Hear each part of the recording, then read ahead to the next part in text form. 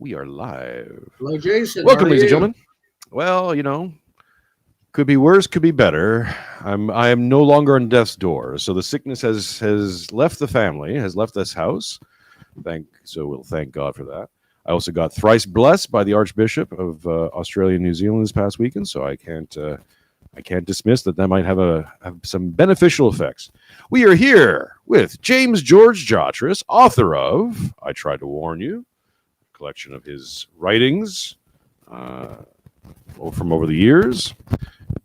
And we are, of course, here to talk about some of the goings on between Russia and Ukraine, some of that news, and the recent revelations, the recent declarations, investigations into RussiaGate, with Donald Trump and Tulsi Gabbard targeting and bringing up the names of Obama, Clinton, Biden, Comey, many others. And we're seeming to go into some sort of major investigations. And we're, of course, here to ask and hopefully answer the question: is this a massive? We're going to see charges of treason, or is this just massive distraction away from things like Epstein and wars and other things that no one really wants to talk about? Because why would you want to do that? Seems silly in the light of this day. Okay, Jim. As we sit here, speaking to you, I'm speaking to you in the future. This is the 24th of July of 2025.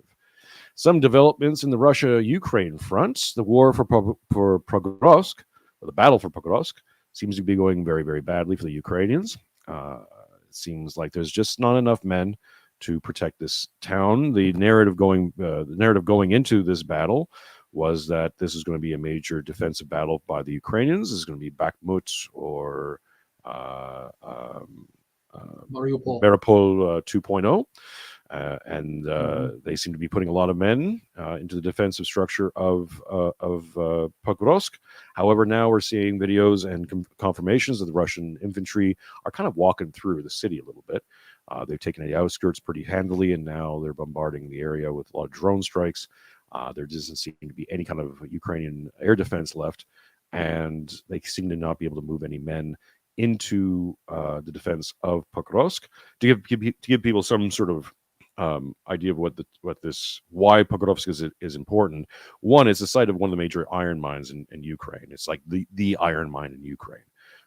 Speculations is that the iron mine here in Pokrovsk can basically fulfill all of Ukraine's iron ore needs for the entire year. That's including internally and in export. So that's a pretty big one. The other big thing is that it's a big transport hub. So from there, the Russians will take care of roads and infrastructure and train lines and all these other things. So it'll be a major incursion point that the Russians can then seal up the north and into the south, and then move, theoretically anyways, towards Kiev. And now we're seeing also open protests against Zelensky, who tried to pass a bill about restricting the anti-corruption agencies in Ukraine. Many believe that that's just code for American and UK institutions within Ukraine. There seems to be a lot of backlash against that. So now Zelensky's saying he's going to pass another bill to correct the first bill that he passed. I'm not joking. This is now how the Ukrainian Rada does things. And yeah, there's now at least some sort of open protest, very color revolution ish kind of feels to it. Maidan 2.0. I know some people say it's not Maidan 2.0. And I'm like, well, no one thought Maidan 1.0 was what Maidan 1.0 until it became Maidan 1.0, and then there you go, right? So the open speculation that Zelensky will either run off to Lvov and become president forever in Eskero, or will be replaced by Zelensky. I always pronounce this wrong. Go ahead. Zaluzhny. Excuse me. Zaluzhny. I got to get the right. I thought you were the Ukrainian around here, not me. Hey, I get it. Like 9 out of 10. 9 out of 10, I'm good. And then occasionally I'm just like, I forget to like slur it a little bit. Like because I've been going back. I've been studying Russian, so I'm getting more of that burbling. Russians are more blah, blah, blah, blah, blah, blah. You have to get that like loose tongue kind of thing, where Ukrainians do more of a shh. Yeah, it's like a slushy versus a milkshake. So, where do you want to pick this up, Jim? And then we'll do a little bit of Ukraine Russia news, and then we'll get right into the RussiaGate, RussiaGate news. Russia, Marsha. Well, look, it's let's start with the protests. With a couple of caveats, I don't think they're going much of anywhere. The caveats are that protests only matter if something or somebody important is behind them. In other words, the idea that people have that, the people's misery cannot be pent up any longer, and it bursts out on the streets. Arise, ye prisoners of starvation. Now, that's none of that's true, right? But if you have NGOs behind them, or foreign governments, or some faction in the establishment that supports them, they can amount to something. Now, I do recall that when they were doing this debate in the Rada about this anti-corruption stuff, there were some of the hardcore nationalists who were not on board. So, like, for example, if the Azov and Pravy Sector, or these guys decide for whatever reason that Zelensky is got to go, that could have some bearing on the future if it is supported by somebody from the outside, most particularly the British, not so much the Americans, of course, but particularly the British, because I think that MI6 has always been the dominant hand with Zelensky, and certainly is if Zaluzhny is the guy they want to replace him with. Now, there are some people have been speculating that, and I'm not going to mention names, but speculating that, this Trump's 50 days is designed to be a fig leaf, allow him to get to some point in the future where they can replace Zelensky with Zaluzhny, and he'll be the guy who's got the credibility with the Russians and with the Ukrainian people to make a bad deal for Ukraine to avoid worse. I don't believe that. I mean, he's a hardcore nationalist. He's an ethnic Ukrainian, unlike Zelensky. So I think he is the genuine article when it comes to the Banderists and the hardcore nationalists. I don't think he's the guy to make the deal either. Now, I can believe that the Brits, the Americans, whoever else have decided that the Zelensky lemon has been squeezed out. We need to throw that away and get a new lemon that we can squeeze. But I don't know if that decision's been made. Maybe it has. But unless there's something behind these protests, I don't think that, anti-corruption is really the way it goes. I mean, corruption, the whole regime is corrupt. I mean, as you know, Ukrainian corruption is of such quality to make a Nigerian prince blush. I mean, this is not anything that I think anybody can take seriously on any front. So of the finest quality. Okay, so Zelensky is basically we do the best corruption in the world. If you want to, let's just, there's tons of different narratives to pull through. But if you want to give Putin at least some credit for something, he spent about 20 years trying to rid Russia of the levels of corruption that Ukraine never got around to. Restricting the oligarchs, making sure that even some sort of organized crime and all the rest of it were at least under control of the government. Not saying they're gone, but at least they know there's a hierarchy, pecking order. You guys do this when we allow you to do this, and if we don't allow you to do this, you go away, right? Right. Instead of having a government that's just a plaything for corrupt interests, and that's what Ukraine is, and that's what Russia was in the 90s. Yeah. Sorry, Jim, I interrupted you, but please go ahead. No, that's all I was going to say. I interrupted you. I mean, yeah, sure. I don't think anybody really thinks that the corrupt oligarchic interests are gone from Russia, but I don't think they control the government in the same way. Maybe say control is the wrong word. Ukraine up till now and Russia back in the 90s, you had numerous corrupt oligarchic interests that had their own conflicts with each other, had their own ambitions, and they fought with each other. And, that's why you had in Ukraine, Kolomoisky and Rinat Akhmetov and actually Poroshenko himself, the chocolate king, right? You had various corrupt figures who treated the state like one of their private assets. And of course, they would come into conflict with each other. You had a very weak state, but they couldn't stand up to them. Russia, now you have a stronger state. It doesn't mean that the corrupt interests are gone, but there's a measure of discipline involved, right? Where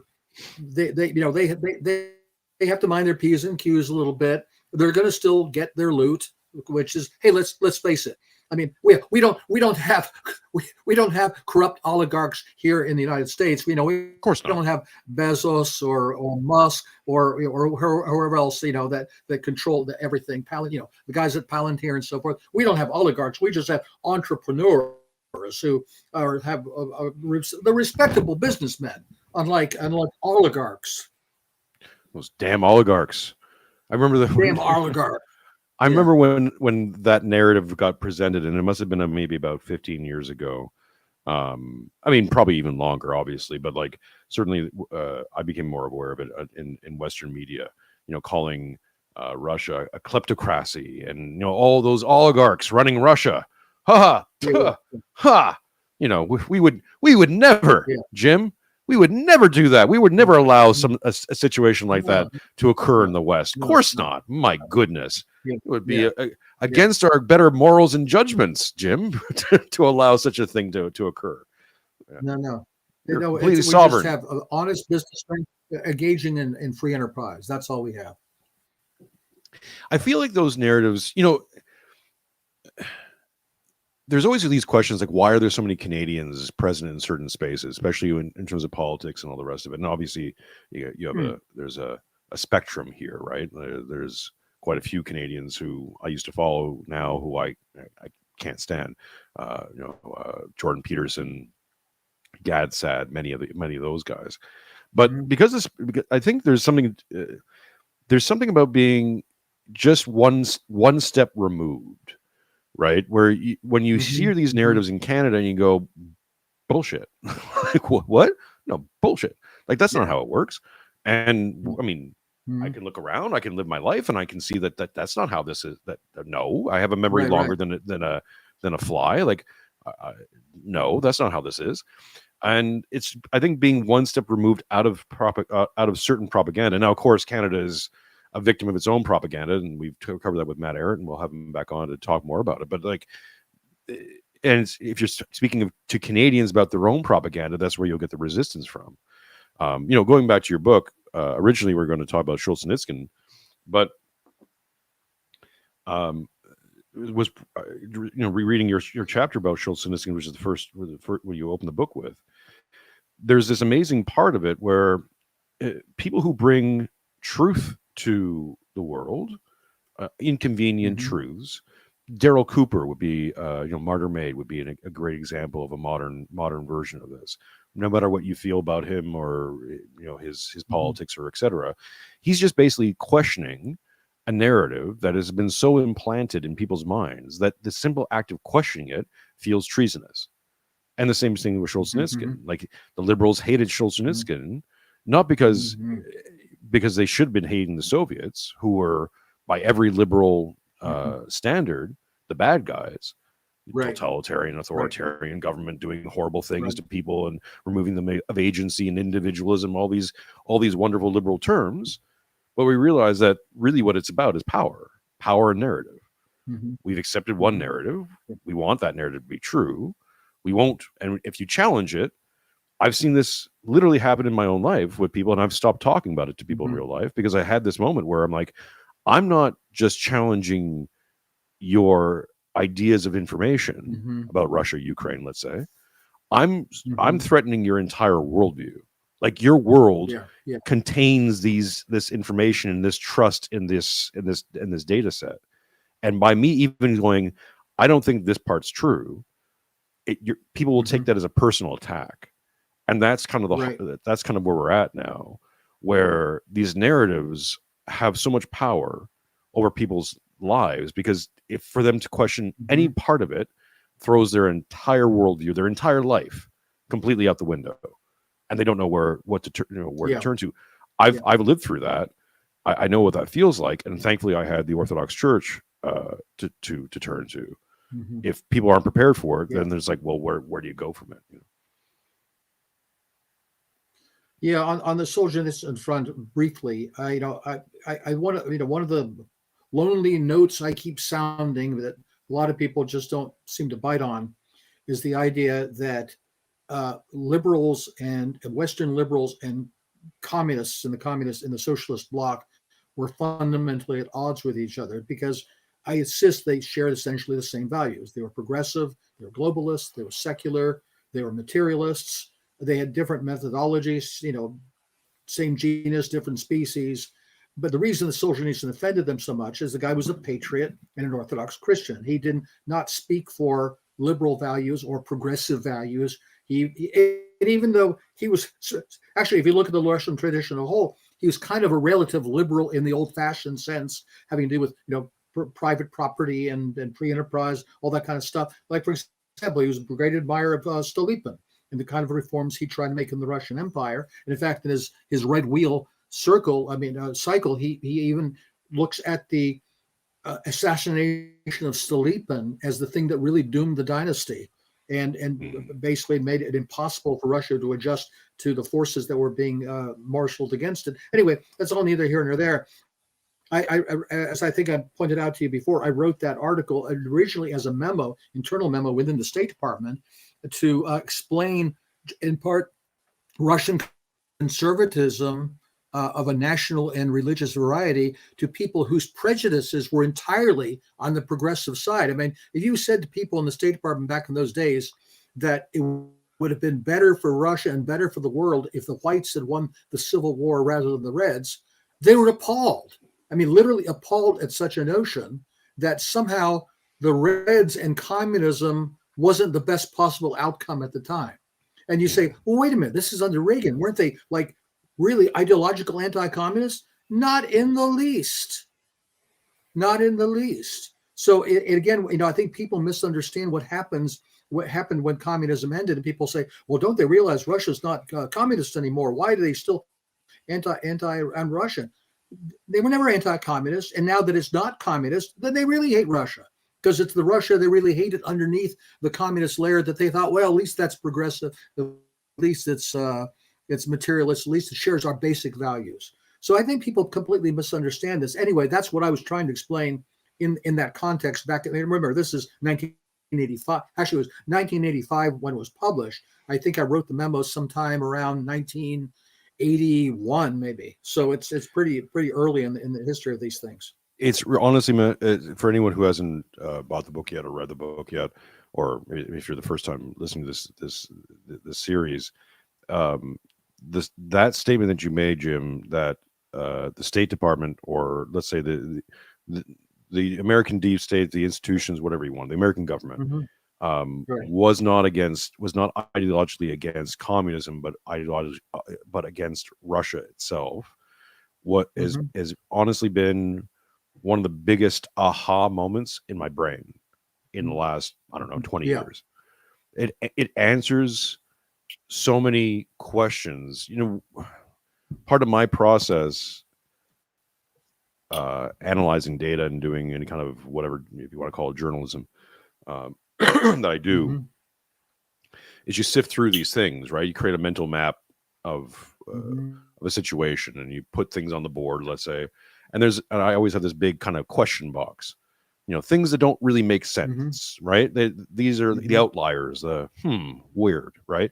And you just kind of throw things in the box. And sometimes that box gets overflowing because you're like, I don't know, it doesn't seem to connect to anything else.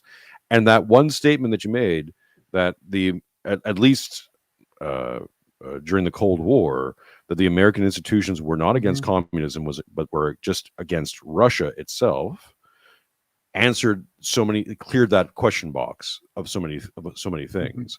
Because it's like, well, now that all makes sense. Because then involvements during the Cold War and even post-Cold War in the 90s suddenly makes sense. If you're so ideologically against communism, wouldn't you do the same thing to communism or Sovietism or whatever you want to call it that you did to Nazism and fascism? You would. It would be you would not be able to go on YouTube or any place else and be pro-communist in 2025 or call yourself a communist or right. I can put a hammer and sickle up, and you can't put a swastika, right? Yeah, exactly. Yeah, in the thumbnail here, right? Like, I can put up straight up Soviet propaganda in a thumbnail. Never get flagged. Never. There's not a single problem with that. I put up anything from Germany in the 1930s, and we got to talk around things and encode and mustache man and all this other crud. Because if you say it too loudly, you're pinged as the worst human beings on the planet. Oh my goodness! It's what it's reading through your article from 85, and I mean this even predates this. Is again briefly on Solzhenitsyn. They were labeling him anti-Semite, fascist, all the words now that you still get labeled with. Back then, that's what it was. Yeah, this is I guess I don't know when politically correct was first used. Either as a long after that. Yeah, I don't think it was. I don't think it was really codified to the 1990s, but it certainly was like that first inclination of a politically correct. It's like, well, Solzhenitsyn is not politically correct, and all he's talking about is the truth, just exposing. Hey, and your of course, paradise is not so much paradise. The big watershed for him in this country was his Harvard speech, where he had been useful to the establishment up to that point. In that he was critical of the Soviet Union. Okay, that's useful in the geopolitical context. But when he gave a speech to an American liberal establishment audience, basically saying, your idea of freedom kind of sucks too. In fact, you're doing the same sort of thing that got us into this mess in the first place over in Russia. They didn't like that at all. I mean, that's basically where he became a figure of a program for all the smart and educated classes. And why, for example, even though Ronald Reagan wanted to meet with him personally, the National Security Council wanted to make sure that he did not meet with him personally. And so, there was already in those days we could see which way the wind was blowing, but really didn't come to fruition until after communism fell. And then we had a period of about 10 years or so where we thought we had Russia under lock and key. We controlled the place. We had a puppet government under Yeltsin. And then things started to go wrong with Putin when they started to assert their own national interests in a way that we said, hey, you're not allowed to do that. Only we're allowed to have interests, or you can have whatever interests we allowed you to have. And that didn't wash, and here we are. Before we get to the RussiaGate investigations and declarations, let's do the mid-show grift. Ladies and gentlemen, thank you so much for tuning in. Of course, like, subscribe, and share the channel. Let the people know where we're at. We are always being throttled by YouTube and other places because sometimes I say big bad things that YouTube doesn't like. I know. But any and all support is always appreciated. Please hit the subscribe button, hit the membership button, send us some money over to Streamlabs or anything else, any other place you like, whatever is convenient for you, $5, $10, whatever you have lying around the couch. If you want to send it all over to me, I am a money-grubbing capitalist, not a communist. So don't be a communist.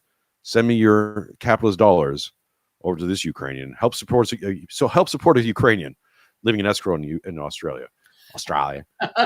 More aid to Ukrainians. Yes. Send me aid. Jealous of all this other aid. I'm like, well, where's my aid? Where's my USAID package? How much does it cost to send? How much does it cost to send an ATACMS to Australia? That's what I want to know. I don't know, but I mean, I just judging on how much it costs to send your book over here, probably quite a bit. So, so we appreciate. I appreciate all the love and support, folks. If nothing else, hit the like button and send us a comment or put us sound off in the chat. I see a few of you here. Moldy Apple and Scorse Courier. So please continue to do the things you do. And Jim, other than being a worldwide fantastic book author, you are also part of the Ludwell Orthodox Fellowship Conference, the 3rd annual, entitled "The Cradle and the Crucible." This is your title. It's a good one. I feel like I think I'm rubbing off on you, Jim. I feel like I'm rubbing off on you. You're getting good titles from your Ukrainian source. It's let me just read through Ludwell, Virginia's "Through the War and Revolution: The Future of Orthodoxy in the South and in America." Space is limited, so please register over at www.southernorthodoxy.org. Links in the description below. It's over in Stafford, Virginia, on September 6th of 2025. Featured speakers are Metropolitan Jonah J. Dyer, Father Paul Stewart, Father Paul Skewers, Sewers. See, Sewers. Sewers. Sewers. Is that Ukrainian? That's why I can't pronounce it. Buck Johnson. I don't think so. I think Buck Johnson. Buck Johnson, Father Gabriel Weller, Richard Hines, Patrick Mitchell, Jim Jatras, Protodeacon Patrick Mitchell, yeah. Jim Jatras, Father Turbo Qualls, Rebecca Dillingham, also known as Base Mama, and Dissident Mama, sorry, and Father Ignatius Lorenzo. And there's going to be some barbecue Lozano. He's a native Texan. So get your tickets, subscribe, register with southernorthodoxy.org. Again, the links are in the description below. I will be there as well, but only in spirit, unfortunately. So maybe next year. We'll do the next year. Maybe next year in Australia. Hey, we got a southern theme. We can't be more south than Australia. Well, for those interested, keep your eyes open. I might have some announcements of a new southwestern Australian Orthodox podcast that I might be putting in production fairly soon, which will be interesting. Nice. So because we do exist. I know there's a lot of people who think Australia is complete is fake, doesn't really exist, but we do exist. I do live here. I see the kangaroos. I can confirm, and there's Orthodox people here too. Weirdly enough, I just met with the. I was able to be in attendance of the Archbishop of Australia and New Zealand, Archbishop George, and the bishop as well, Father Michael. So that was auspicious. I got some blessings, and we are moving forward rather aggressively with Orthodoxy in Australia. So keep your eyes open. Announcements as those occur. And if you're a fan of this channel, just FYI, things are going to get a lot more Orthodox over on Miranchuk now going forward. So if you're not Orthodox, if you're hostile to Orthodoxy, now is your time. the door you walked in is the door you walk out of.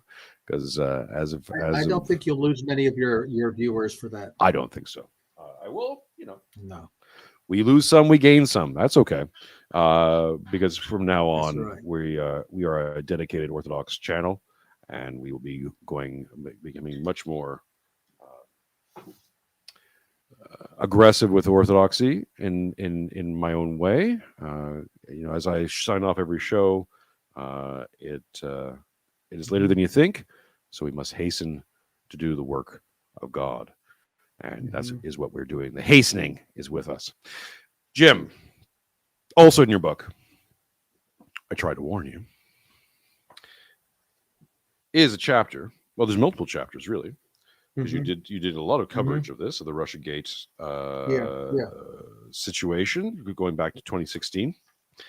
But specifically, we're going to deal with, on page 124, is the Steele dossier full of Russian dirt or British?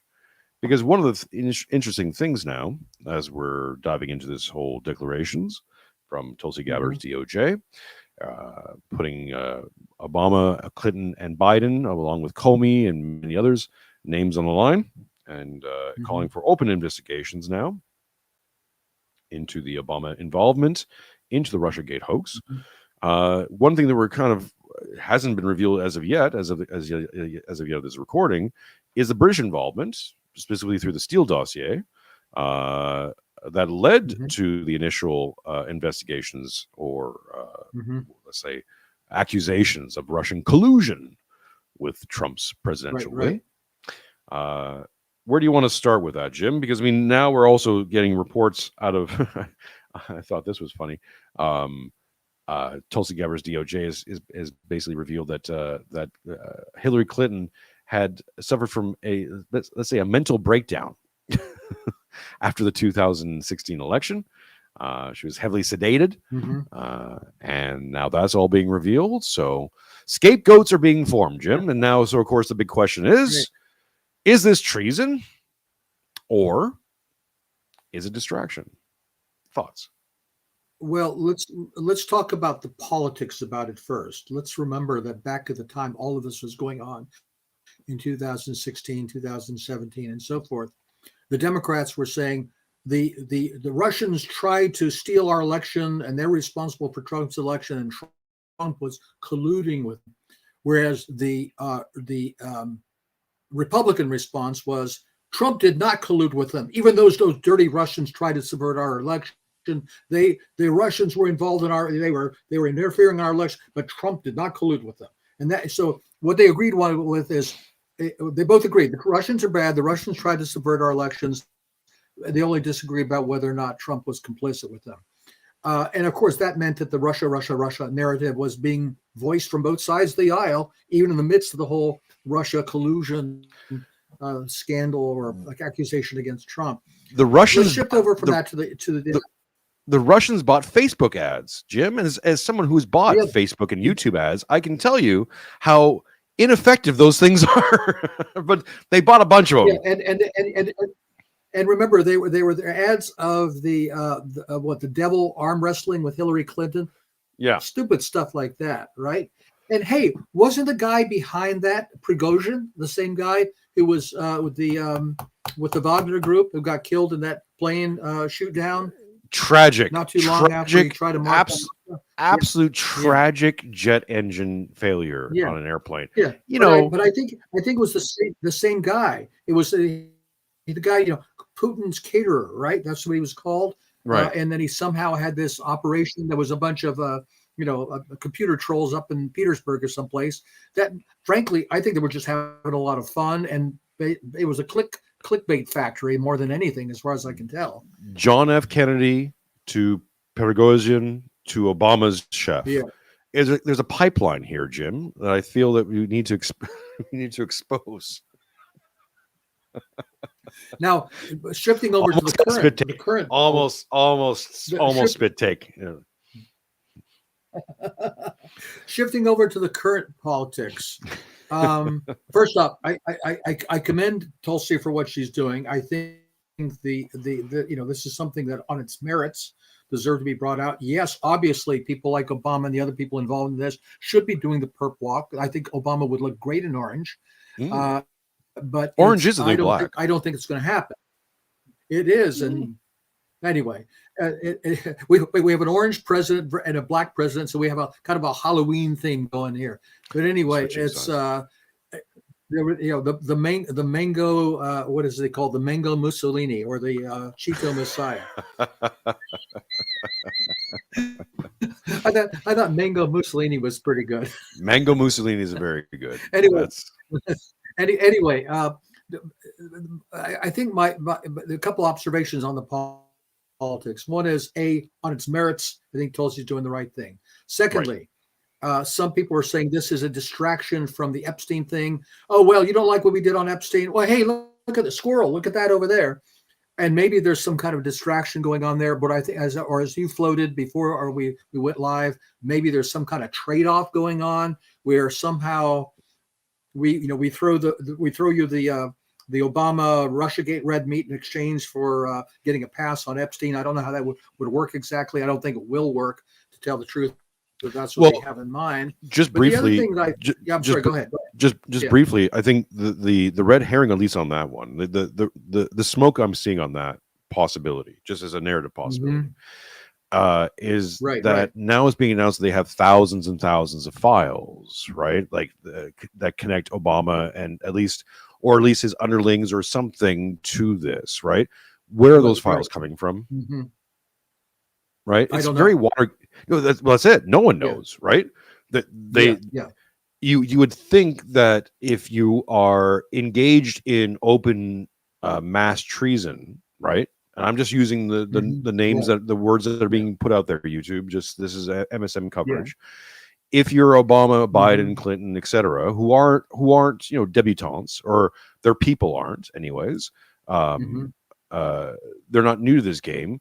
This is the same Hillary Clinton who destroyed her private servers full of whatever emails and etc. So they're not foreign to destroying data. Suddenly there's thousands and thousands or whatever, how many files linking them directly to this to Yeah. this So basically who's open had them treason. all this time? Yeah. Right. Yeah. Right. You know, Yeah. Good question. that's the Good smoke. question. That's the smoke, because Mhm. these things don't just fall out of the sky. So Mhm. so if you're saying there's a cache of files being kept that directly link these high profile names to what would amount to one of the most treasonous acts, I mean, narratively speaking, since Mhm. Watergate, really, if not more, because Yeah. we can Watergate. Okay, fine. Well, that's a different conversation, but you understand Mhm. what I'm saying. Mhm. Um, Yeah. Yeah. then where do those files come from? And if the trade-off is this, you openly bury Epstein, right? Nothing to be seen here. Don't worry about it. Mhm. Forget about it. Right. Right. Meshuggah. Yeah. But hey, do you want Obama, Hillary, Biden, Comey, etc. to all do a Mhm. perp walk, all Yeah. have their own Yeah. little prison photos, just like Trump did, and you get to put as much poo on their shoes and destroy their legacy and make sure they can't even get a dinner invite, let alone George Clooney's going to Yeah. George Clooney will disavow. George Clooney will disavow them.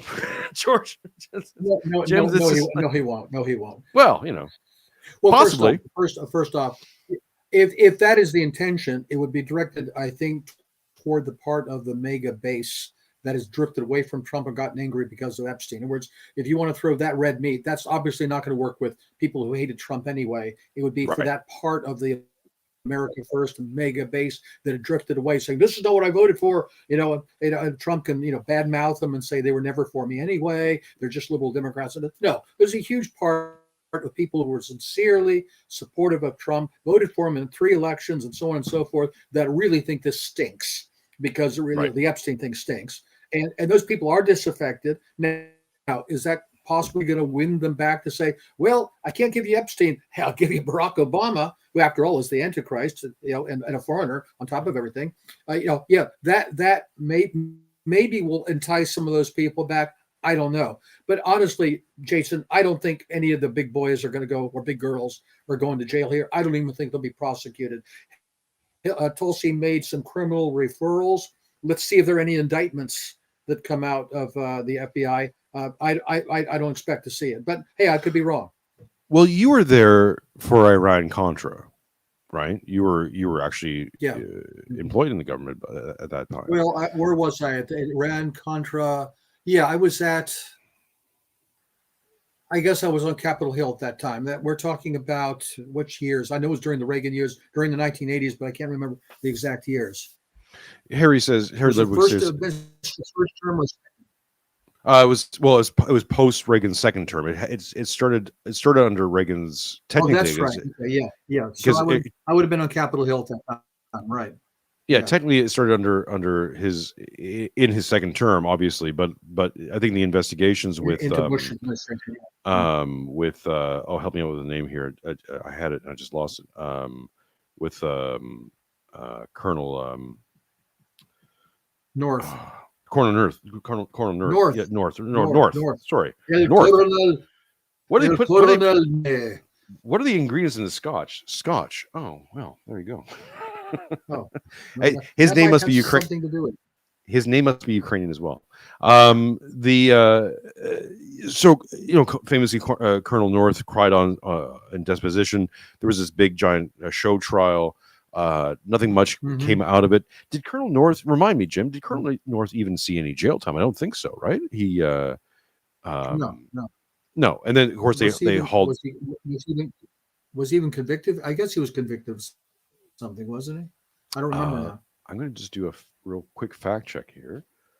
Was I don't know. Colonel North convicted? Convicted of anything? I don't believe so. North was granted limited immunity from prosecution, in exchange for testifying before Congress about the scheme.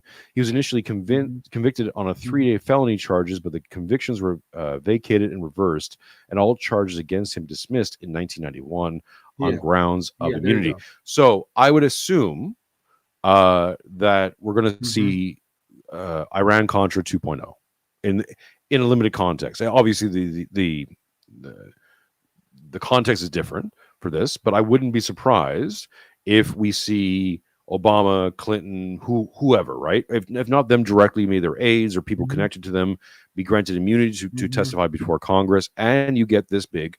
And this is something I've been asking about as an open question since at least 2022. Mhm. Is this Mhm. uh, America's glasnost and perestroika? Short answer is I don't think so, and I don't think we'll see anything comparable to Iran Contra. Again, I could be wrong, but my guess is going back to what I said earlier about the first phase of Russia back during um, Trump's first term, where the only difference was their collusion, but they both agreed that Russia is bad. I don't think that they can pursue this thing without it being read as, oh, you're just trying to help the Russians out. This is, in other words, I think that the anti-Russian narrative is so strong in both parties that they will tiptoe around this thing. First off, they're not even going to even try. I hope to be proved wrong.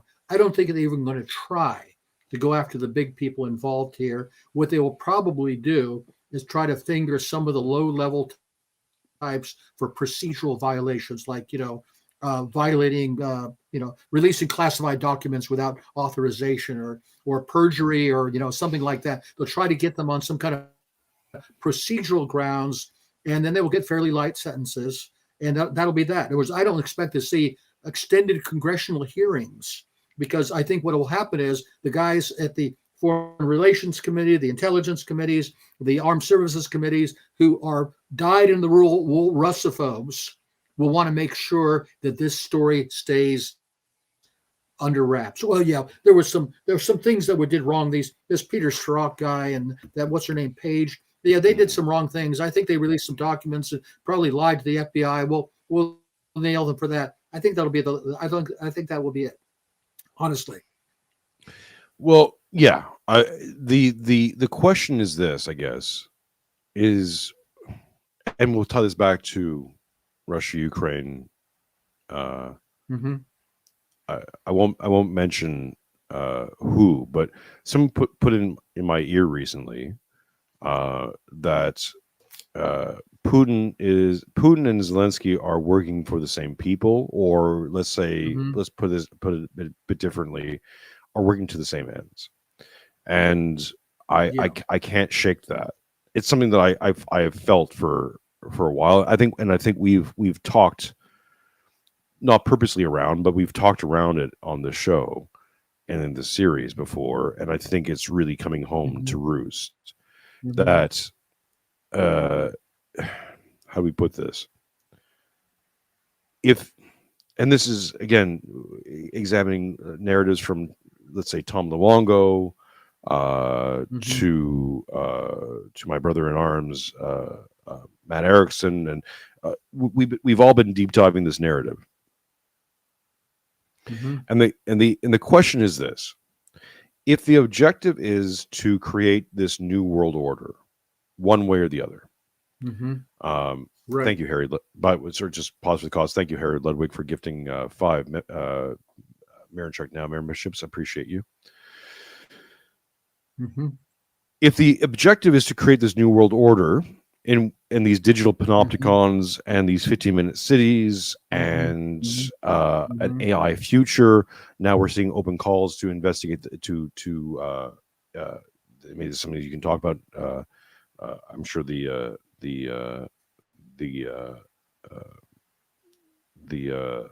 libertarians are very excited right now.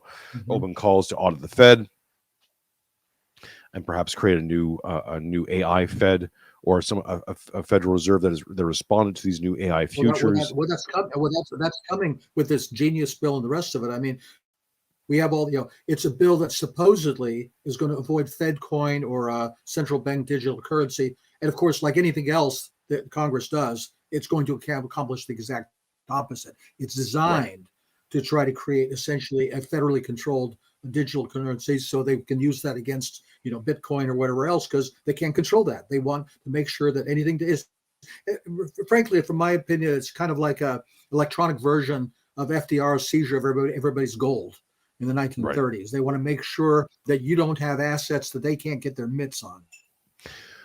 the event horizon that we're facing right now is that the boomer generation, your generation, is set to expire, right? And if you do, when we do the math, When when we, well, when any any days, any days soon. Um, Not you, Jim. We're going to preserve you. We're going to put your brain. We're going to put your brain in a vat, Jim. Don't worry. Oh, great! Just what I need. I'll be like Montgomery Burns and The Simpsons inside a little robot body. Walt Disney, Montgomery Burns, Jim Jatras. Waka waka waka. Waka waka waka. We bet 50 quadruples on the on the. There's some deep Star Trek lore. I remember that. Yes, that was the one where they had the gladiatorial games, right? Yes, yeah. We bet 50 quadruples on the Earthling. We bet 100 quadruples on the Earthling. He make him good sense. He explained love. He explained love to the bikini clad alien girl. We bid 500 quadruples on her. The green girl, yeah. Or she might have been Topaz. I'm not quite sure. Yeah, I forget now.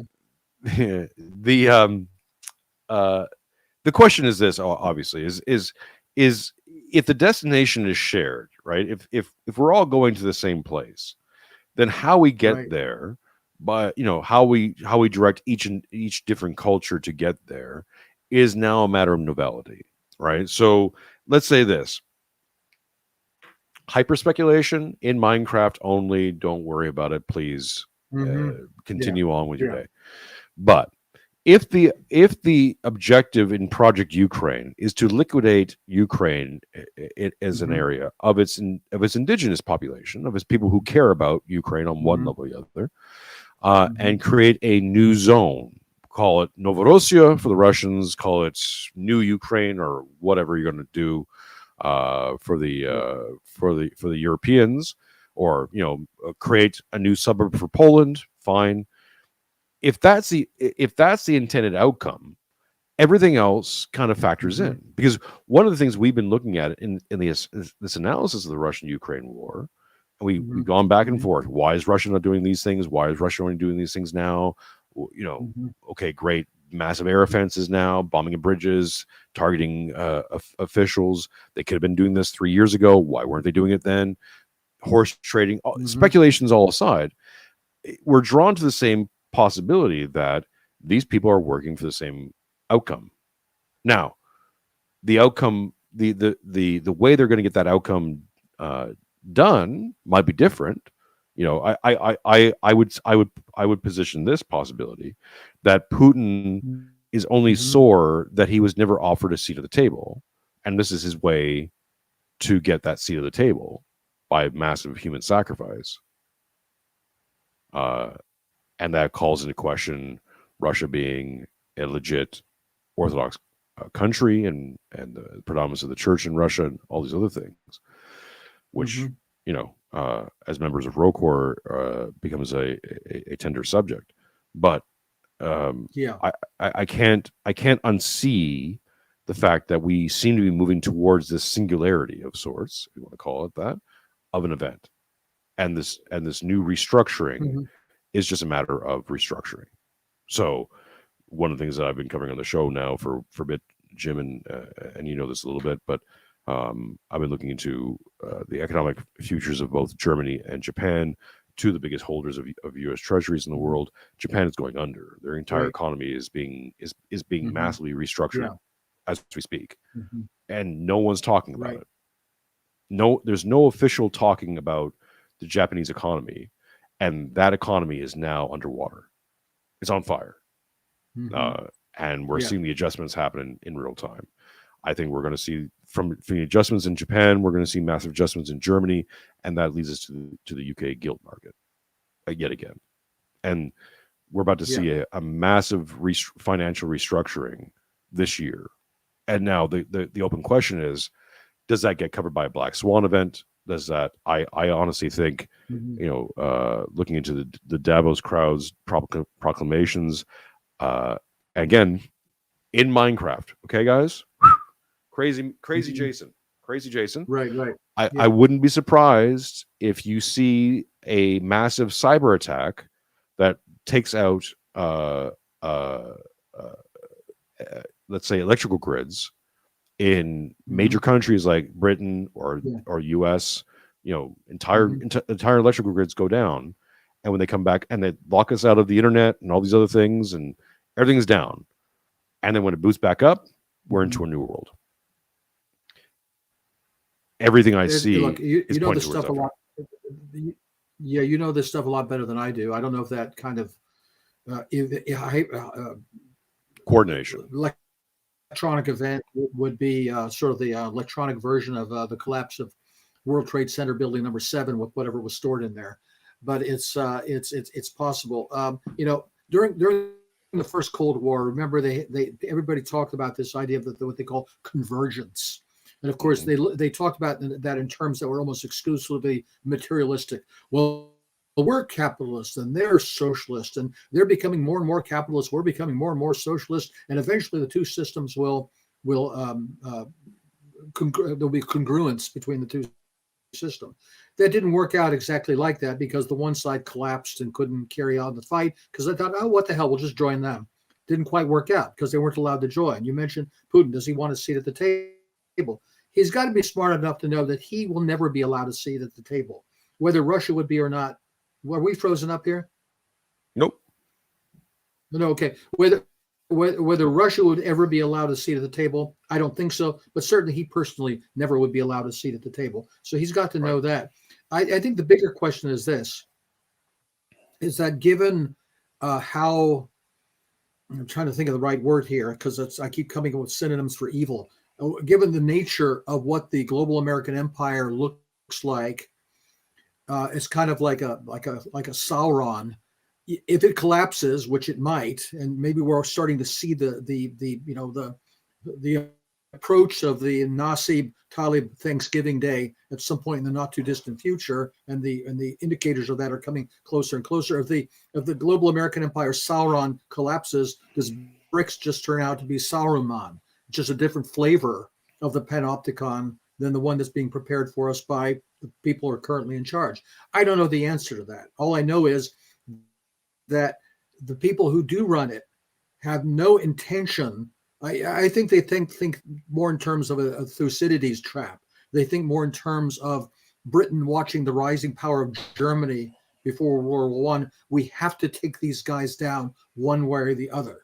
And that's what we're seeing now. That's why they're trying to put Ukraine on hold. That's why they're trying to take down the Iranians. That's why they want to go after the Chinese.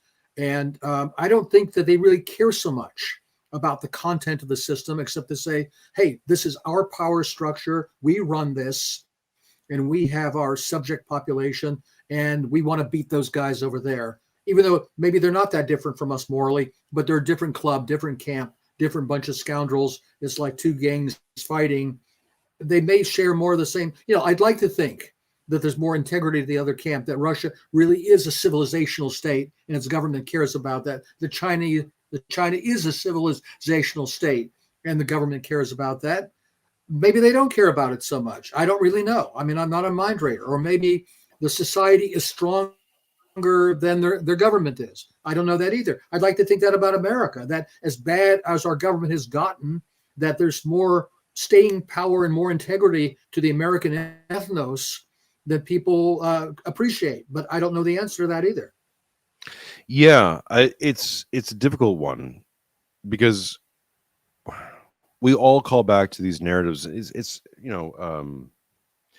Thomas Carlyle wrote a fantastic book on heroes, and this is in the 19th century, and his even at that point he was lamenting the absence of heroes in the heroic epic, and that urge to be greater than, something that I've talked about online and other places is this build a Caesar idea, right? Where mimetically speaking, if you were to build some sort of Western Caesar, Caesars don't come out of nowhere. Like even Julius, or you Mhm. take Yeah. Peter the Great, or Yeah. Alexander the Great. They're built upon by Mhm. other examples, and they just Mhm. kind of rise. Bonaparte. Yeah. Bonaparte, exactly. Yeah. Yeah, they use Yeah. these other men, and they happen to be come at a time when they can apply these other examples, these other Mhm. mimetic Yeah. models, to be the new model, right? Mhm. I think we're seeing that in the populism of the West. So we're seeing, from Bukele Mhm. to the Argentinian leader, to now Trump, perhaps Mhm. other populist leaders in Europe who have yet to arrive, but they're brewing. The cauldron is bubbling. We're now seeing open rebellion by the people in the Mhm. UK for the first time now, right? Mhm. Like there's the Mhm. effigies Yeah. being built in Yeah. Northern Ireland. This immigration issue is now coming to a Mhm. head, and I Spain. suspect Yeah. Spain, yeah. Uh, Mhm.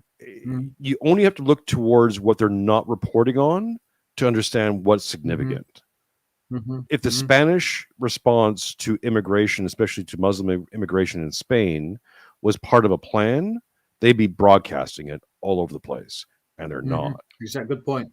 Yeah. You Yeah. can, Yeah. it's hard to, you can only find it on X. Really, I've tried. I've looked other Mhm. places. Yeah. I've talked to other people Mhm. about it, and they're like, "What are you talking about? What's going on in Spain?" I've had family members going Yeah. to Spain. Yeah. They're like, "Don't go to Spain right now." I'm Mhm. like, "Why?" I'm like, this reason. What's going on in France? What's going on? Yeah. n- You know, um, there are obviously, And by the way, Jason, you notice that you do find that manifestations of that in England, Spain, maybe some other countries, but not in the United States. Yeah, right. the Americans, we have this image of ourselves as this kind of rough and ready, freedom-loving people, et cetera, et cetera. Of course, we're armed, unlike other people, but nonetheless, it's hard for me to imagine Americans taking to the streets in demonstrations against migrant invasion, even to the point of getting a little violent as they do in some European countries. I don't think Americans. I can't picture them doing that. Maybe they would at some point, but they don't seem to have enough ethnic self-awareness to do that. Well, I think it's because in America you're so spread out. As a Canadian, speaking of this, and even someone living in Australia, speaking of this. Well, Canadians are spread out too. Yeah, of course. Yeah. No, but so Canadians are like this very small country population wise, spread out across this Hmm. big giant country, and Yeah. uh, so the effects of that is that it diffuses cohesion in both the population and narratives. One of the Hmm. and you'll see places where there is cohesion, they try to break it up, right? Yeah. French Canada, Yeah. Quebec Yeah. being the best Hmm. example. Right. And under Chrétien, under Trudeau Senior, and certainly under Chrétien, what they understood how to break up the French connection was Hmm. to promote most corrupt people in those in that politic, Yeah. which in French Canada not hard to find. It's like throw a stone And, loosely and, over al- the and also shoulder, and you're also going to to hit put someone. Yeah, yeah, and also to put ethnic Quebecois in the national government. So mm. how can you complain? If all the half the people running things are themselves French. As a minor party, it's the Yeah. people who bemoan "Welcome to the country" here in Australia, or a lot of Yeah. Aboriginal Yeah. awareness speeches in Canada. Well, the French for Hmm. the French Canadians Hmm. were the forerunners of that by giving them even minor parties. Hmm. Yeah. So to give it Yeah. people an example, Hmm. like the Bloc Québécois or the Parti Québécois in Quebec actually has a federal seat. Now, it's a very interesting seat because they Hmm. don't actually get to they do get to affect federal policy on some level, Hmm. but it's very limited. They're never going to Yeah. it's impossible for them to ever hold a federal majority, right? So they're just a third, fourth, whatever party you want to call them, Yeah. But they're deciding vote. but they're the biggest. But they're the biggest. They're the biggest party in Quebec, though, aren't they? Well, they are the party of Quebec, right? They Yeah. well, I Exactly. would Well, say same, this: you have the there's same two, thing with the SNP in Britain. I mean, the Labour right? Party has collapsed In Yeah. Scotland, what you have is the SNP instead, which is at least as far left as Labour is, but that means that they're a sizable bloc in the British Parliament. Like you say, they're not going to pass legislation, but they basically control Scotland's voice. Let's tie this back to America, because I think what we're Yeah. seeing now, we're on the event horizon with these declarations against Obama, Clinton, all the let's say the Democratic elite establishment. If they get exposed on any level to the point of a Watergate scandal, right, of a Nixonian Watergate scandal, and those people are removed essentially from history, right? They're going to be saddled now with this I don't scandal. I don't think it's going to happen, but go ahead. Well, I think it will, because let me throw this into the ring.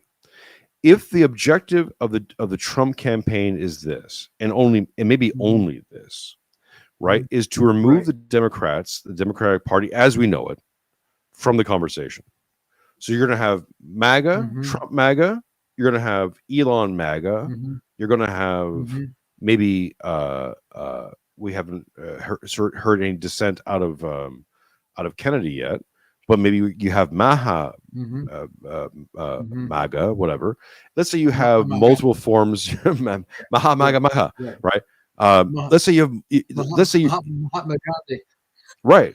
Well, but hang on. But let's say you flood in much the same way you had in Soviet communism, where you can vote for anybody as long as they're Soviet. Like you look at these options you have. You can vote for this communist or this communist or this communist. And I think that we're seeing that now, and that might be the objective. At least, let's say the only objective of the Trump campaign is this: to fully flood the field, where the only people you're going to vote for now are MAGA, right? Different variations of, and we're going to exclude now the Democrats completely from the conversation. If that's the objective, then this declaration, this revisiting of RussiaGate, which honestly I don't know how many people care about, but they're going to make you care about it. Okay, briefly, the Epstein thing for me is very interesting, because really, Epstein was deleted in 2018, I believe, and everyone in the comments, there's like, put your hand up. Let's be honest. Who knew anything about Epstein before 2018? Not me. I know he. Well, yeah. Well, yeah, George, but Jim, but you're brilliant. Is he in my book? I don't know. Yeah, I'll have to see. Let's look in the index. But very few people did. Almost exclusively, no one really who's sounding the alarm bells about Epstein, or release the files, all this caterwauling. And I'm not saying it's misplaced, but all of this stuff. Book, so I guess I don't care. Well, there you go. There we go. We have to investigate you now, Jim. What are your connections? Yeah, I know exactly. Let's get those flight logs and see if I was on the plane. The Lolita Express, right? You went for the snorkeling. You didn't know. You didn't know the other stuff. But seriously, I think most people who, especially most prominent members out there, didn't know anything about Epstein before. Weren't saying anything about Epstein before. Yeah. And now when he was made an issue, now you're talking about him. To the same point, now you're demanding these releases. Again, this is not saying that the demand for the releases is misplaced. It's that you're being led, you're being directed, your attention is being taken control of by this narrative that is not for you. It's for other purposes. And I believe if you throw in the at least potential narrative point that the Trump administration right now, their goal is among many is one, to fix the immigration issue or address the immigration issue. There's your bill to Caesar, score a win there, and to completely and totally remove the Democrats from the conversation for at least the next 12 years, and possibly fracture them probably give them a fracture into some sort of like It's an interesting theory. I don't think things are moving in that direction. First off, I don't think the Democrats are going to be removed from the conversation. I think they're going to regain Congress next year, and Trump's going Really? to be in big trouble. I think MAGA is going to be, in other words, fracturing MAGA into a number of factions is not going to monopolize the political landscape. It'll just make a minority into a group of smaller minorities that hate each other. And I think that's more likely to happen. Look, you may be right. Maybe this could turn to a big Iran-Contra kind of thing. I don't expect it to happen. I expect there's going to be a collusion between most of the Republicans, most of whom don't like Trump very much anyway, between most of the Republicans and the Democrats to keep this thing from going radioactive for two reasons. One, as I say, to preserve the narrative that the Russians are bad. The other one, we haven't touched on this, I do want to get to this, is to make sure that another player doesn't come out in the open, and that's the British. Now, look, obviously, Israeli influence in the American government, say no more. That's not even considered foreign interference anymore. But the British angle on this is something that people don't really pay much attention to. And I was a little surprised. And again, I haven't looked at all these documents that have been released. I'm a little surprised there's been no comment or attention drawn to what the British role was in RussiaGate. Not only the Steele dossier, but the fact, one of the things, and I refer to this several times in several of the essays in the book, is that when James Clapper, the former director of Director of National Intelligence, was testifying in Congress, he was asked by Senator Rand Paul, "Are you aware of any intelligence agencies that were surveilling the Trump administration?" And Clapper chose his words very carefully. He said, Senator, I'm not aware of any element of the national intelligence, U.S. national intelligence community that was spying on the Trump campaign. Now, when I heard that, my immediate instinct, if I'd been in the Senate, I wasn't, and Senator Paul probably didn't expect that response. I was jumping out of my seat saying, okay, now ask him, since he's under oath, are you aware of any non-American, non-national agency that was spying on the Trump campaign? Because he could not have answered no truthfully, because he knew damn well that GCHQ, what is it called? General Communications Headquarters, something like that. GCHQ is the British version of the NSA. They were spying on the Trump campaign. And there's a lot of evidence to that, and that information was being given to their American counterparts. And this is one of the ways that the Five Eyes get around domestic laws against domestic spying. Of course, Americans aren't spied on by American agencies. They just have the British do it or the Canadians do it. And then they hand the information to their sister agencies. Oh, GCHQ and MI6, they would not spy on British subjects. They let the Americans do it, and then we give them the information. I mean, this is just part of a normal business for these guys. I don't think they want this to come out either. Yeah. No one really wants. Again, this lends into the treason versus distraction. There is a major distraction being happen here. Tom Luongo famously said that every Thursday is a new narrative shift. He's been proven right pretty clearly on that. That every week we've been given a new narrative every Thursday, thereabouts. That brings the entire media go, yeah, Epstein, whoa, Obama, whoa, and next Thursday will be something else, right? Or we're going to continue down this path for a little bit. The question is why and why now? Now, the easy answer is this: Trump. Oh, we lost Jim. Trump. Well, there we go. Okay. The easy answer is that Trump is a megalomaniac. He wants this thing because people have wronged him. He's going after the people who've wronged him, et cetera, et cetera, et cetera.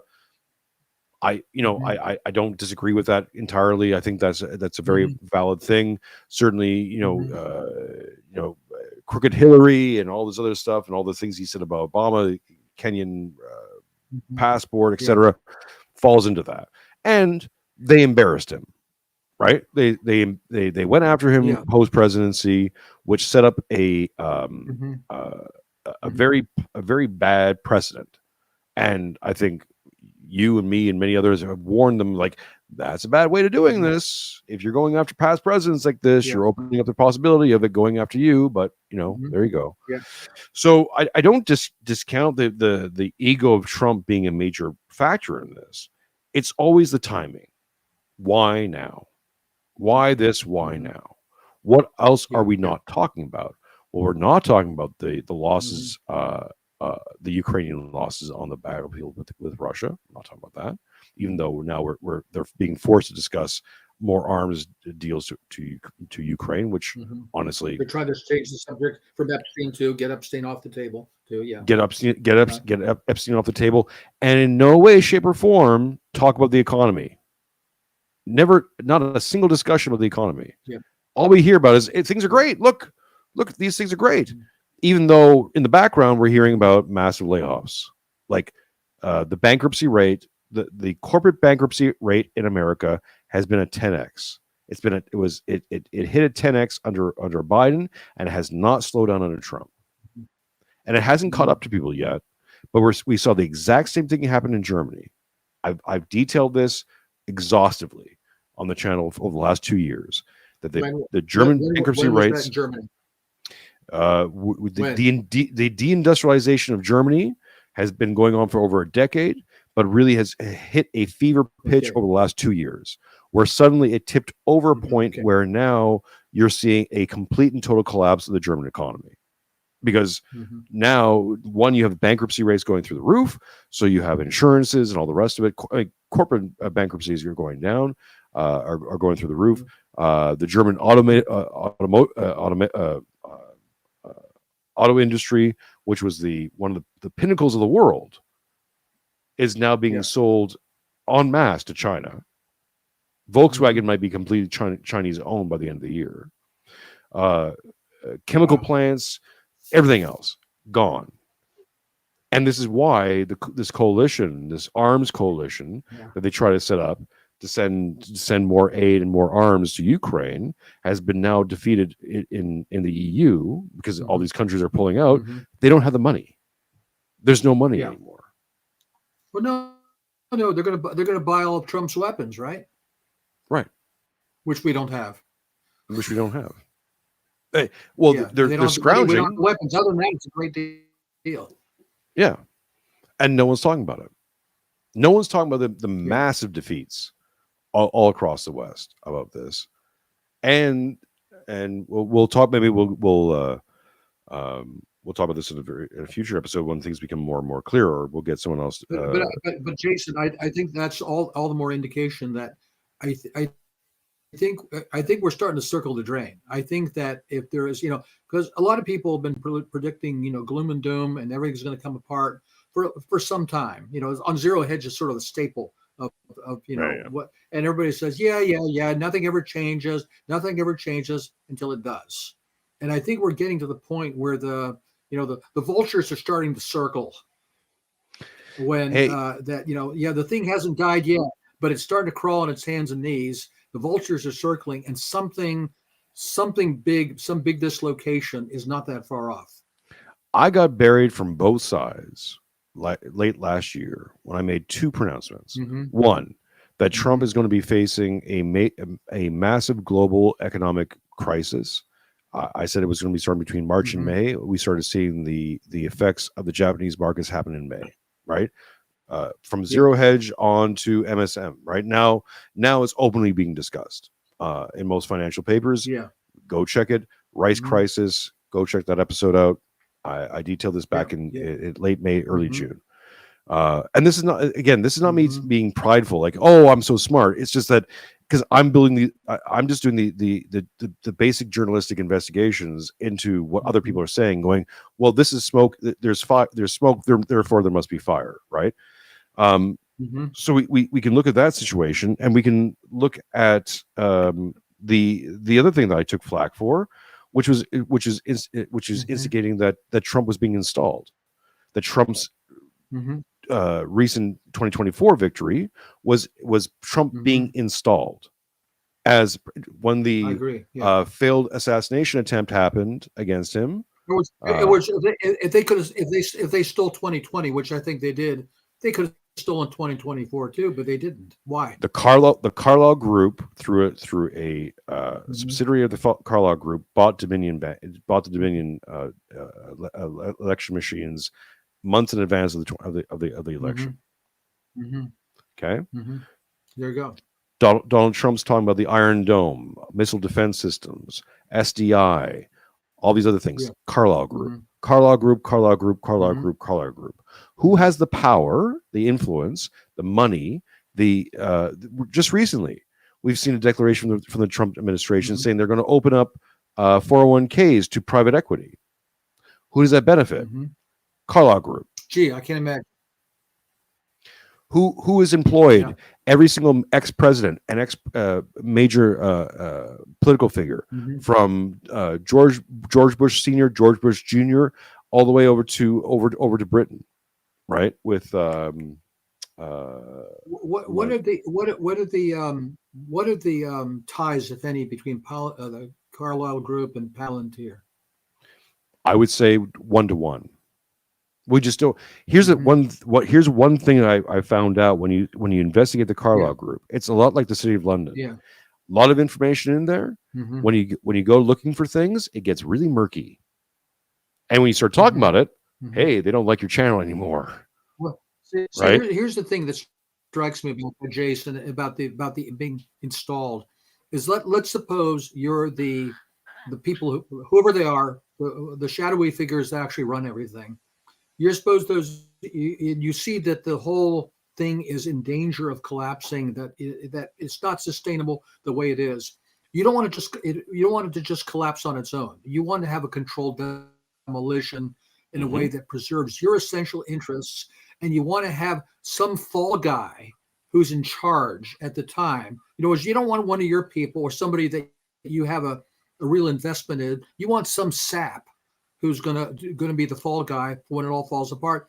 Oh, let's put the Mango Mussolini in and let him be holding the bag when everything comes crashing down. I think that could be part of it too. Yeah, absolutely. The big question is this. I mentioned this early in the show, and Jim, I'll let you go soon. We're getting late. The big question is this: will there be a black swan? I think there will be. I think there will be a black swan, and I think it will directly. They will target Iran with this, because Iran's not off the table. I know it's been quiet, but that's not gone. That's just on the back burner right now, right? This 50-day thing seems to me almost like a ceasefire. Probably. Yeah, this 50-day thing seems like a ceasefire of narrative of Russia-Ukraine, right? It's like everything is very quiet on the Western Front, where we're presenting all these other narratives. Epstein, Obama, RussiaGate. Oh my goodness, look at this! Look at this! Look at this! Look at this! Meanwhile, there's other things brewing up in the background. This is from Klaus Schwab in the Build Back Better papers, and both that and in the Fourth Industrial Revolution.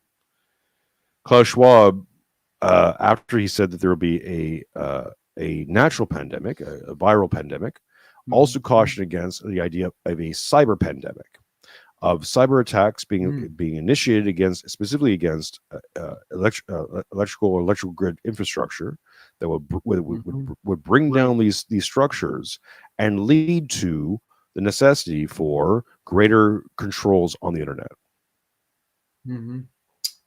As we move into an AI future, where now Trump just made a declaration saying that he's going to restrict woke AI, right? We're gonna start putting restrictions and limitations on this technology, which is impossible, by the way. But sure, under the current scheme of things, impossible. However, if you create a new Chinese firewall, right, a new data firewall, which would only be possible if you have a great reset of the system, and if you're also targeting the idea of an economic reset, well, what would you need? You would need a global event that locks everyone. No more lockdowns, lockouts. Let's say if everyone's locked out of the internet for 2 weeks. Remember that thing that happened a year ago where it was a Microsoft company that was a cybersecurity company for Microsoft, and it got hacked. Was the narrative, and it brought down. I remember the pub that I was working at down here. Their computer systems got blown out, right? Because it was all connected to Microsoft systems, and if you're using a Microsoft system, you suddenly couldn't use Microsoft anymore. I believe that was a test balloon. And that test balloon is exactly what you're going to see. Harry says maybe EMP. Sure. Well, a virtual one. Here's the narrative. Again, in Minecraft, Iranian cyber terrorists target American infrastructure and bring down the electrical grid on the East Coast, or in Britain, or in wherever, or maybe multiple places. Let's get really adventurous. Now suddenly everyone's locked out of the internet for 2 weeks. The world would lose, would shed $30-40 trillion in revenue in a weekend. And so when everything gets booted back up, what happens to all the crypto at that point? Well, I think from my understanding of crypto, and you know what, honestly, I should reach out to Cyprian to have him on the show, and we'll talk to him about that. I think with crypto and these other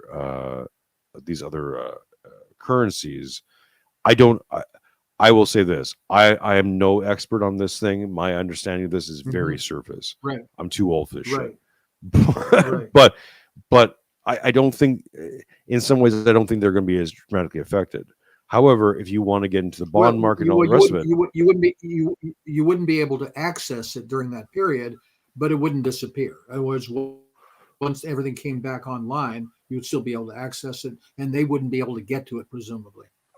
Presumably, as far as I understand it, I'm not quite sure. Maybe I'll get Cyprian on and, blockchain in the next, works. Right.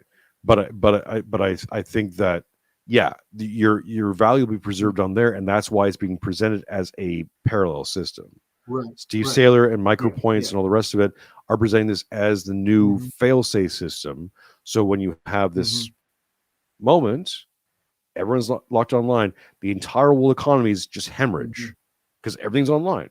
Right. 2 weeks. Right. To flatten the curve. 2 weeks to destroy the Marshall Plan. Well, just think what it would do to supply chains. I mean, it'll be a disaster. Obliterated.